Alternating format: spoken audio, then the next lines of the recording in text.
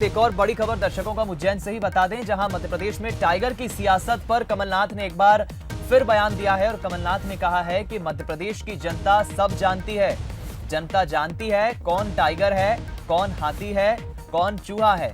कमलनाथ ने कहा है। एक बार फिर मैं इस पर प्रतिक्रिया लूंगा। हम राजपाल जी ये देख रहे हैं कि इन दिनों इस वक्त काफी जुमलेबाजी हो रही है। मैं लौटूंगा राजपाल जी, पहले प्रतिक्रिया सुन लेते हैं कमलनाथ की। शेर भी आ गए क्या? अब ये सब देखिए, जब इनके पास कुछ कहने लायक नहीं होता तब कभी टाइगर बन जाते हैं, कभी ये बन जाते हैं, वो बन जाते हैं। इसका मतलब बात क्या है? असली बात जनता को नहीं कह पा रहे तो टाइगर कह के गुमराह क्या जनता होगी? जनता बहुत समझदार है, जानती है कौन टाइगर है, कौन हाथी है, कौन बिल्ली है, कौन चूहा है। जी राजपाल जी, सुना आपने। कमलनाथ जो है टाइगर का एक बार फिर जिक्र करते नजर आए और उन्होंने कहा कि जनता भली भांति जानती है कौन टाइगर है, कौन हाथी है, कौन चूहा है।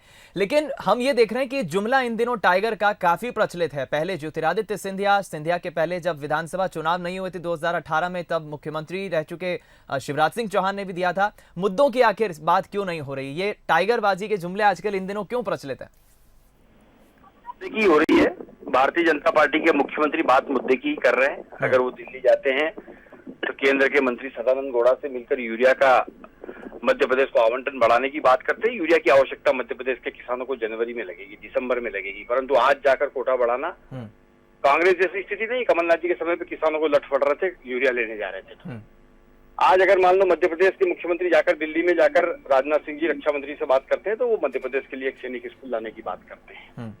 आज अगर मध्य प्रदेश के मुख्यमंत्री जाकर नितिन गडकरी जी से मिलते हैं, केंद्रीय मंत्री जी से, तो वो चंबल एक्सप्रेस हाईवे लाने की बात करते हैं। विकास की बात भारतीय जनता पार्टी के साथ हो रही है, मुख्यमंत्री शिवराज सिंह चौहान के साथ हो रही है। जहां तक रहा सवाल, मध्य प्रदेश की जनता जानती कौन टाइगर है और कौन चूहा है।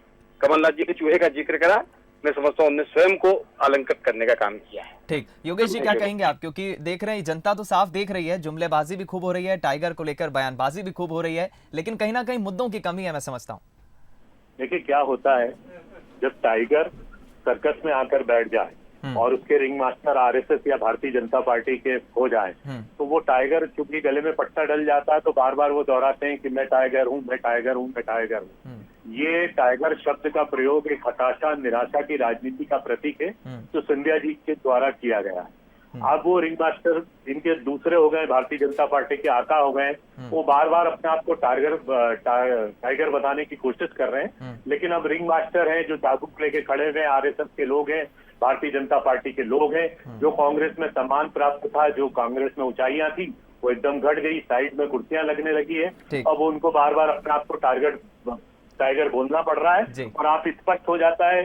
कमलनाथ जी ने स्पष्ट कर दिया है कि अब टाइगर कौन है और चूहा कौन है, ये आप आकलन करें। दूसरी बात, मेरे प्रवक्ता भाई कह रहे थे कि यूरिया के संदर्भ में शिवराज जी बहुत कार्य कर रहे हैं। मध्य प्रदेश में किसानों का क्या हश्र हुआ है और किसानों के साथ किस तरीके से ये 100 दिन की सरकार ने दोगलापूर्ण नीति की है, किसान कितना बेबस और लाचार हुआ है, उसकी अतिवृष्टि से फसलें तबाह हुई है, उसके साथ जो संरक्षण नहीं मिला, ना मुआवजा प्राप्त हुआ है, ना जो हम जिस तरीके से किसानों की ऋण माफी का दूसरा चरण शुरू करने जा रहे थे, आज किसानों के क्या हालत है कि शिवराज जी से पूछिए। चलिए, फिलहाल ये एक बड़ा मसला है, जाहिर है कि इस पर हम और कभी चर्चा करेंगे, लेकिन फिलहाल समय इतना ही दे पाऊंगा। मैं आप दोनों प्रवक्ताओं का बहुत बहुत धन्यवाद प्रतिक्रिया देने के लिए। हमारे साथ बीजेपी और कांग्रेस से प्रवक्ता जुड़े और जाहिर है दोनों ने अपनी अपनी प्रतिक्रिया दी है इस मसले पर, लेकिन जमकर सियासत भी हो रही है और टाइगर वॉर जो है इन दिनों मध्य प्रदेश की सियासत में भी छिड़ा हुआ है।